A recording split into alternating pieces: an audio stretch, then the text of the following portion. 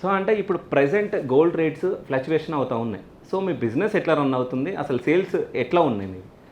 So బేసిక్గా మీకు gold price ఎట్లా ఫ్లక్చువేట్ అవుతుందో అలాగే customer fall and footfall కానివ్వండి, తక్కువగా ఉండడం కానివ్వండి, it will almost impact the same. But customer will no ఎడికి బోరు వస్తారు, depends on the occasion and their power to purchase. Okay. So మీరు సార్? అంతే, బేసిక్గా ఫ్లక్చుయేషన్ త్రూ వాళ్ళు కొంచెం డైవర్ట్ కూడా అవుతున్నారు. ఆ డైవర్షన్ని ఓవర్కమ్ చేసేందుకే we're thinking about that all things. Okay. So అంటే ఇప్పుడు ప్రైస్ ఎట్లా ఫ్లక్చుయేషన్ అవుతుందో అట్లా వాళ్ళ పర్చేస్ పవర్ అనేది కూడా, అంటే పర్చేస్ ఆఫ్ క్వాంటిటీ అనేది కూడా తగ్గుతుంది. అండ్ వాళ్ళు లైక్ మోర్ కోసం కొంచెం ఆగిపోయే వరకు మళ్ళీ ఇంకా రైస్ పెరగడము. ఓకే.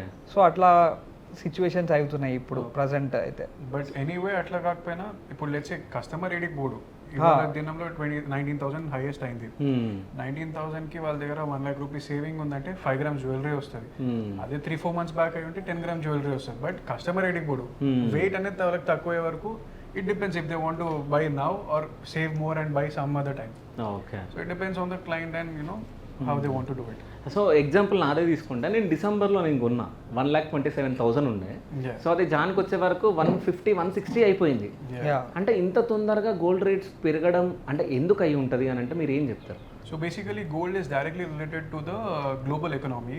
దాని బేస్ మీదకెళ్ళి గోల్డ్ ప్రైజెస్ మనకు బేస్ అవుతాయి. గోల్డ్ కానివ్వండి, సిల్వర్ కానివ్వండి, platinum, any good metals are connected directly to the global economy. So if any war or any pandemic or any other situation which is not happening good or happening bad, it all impacts gold or any god metals like gold, silver, platinum, or even alloys like copper, zinc. Okay. Yeah.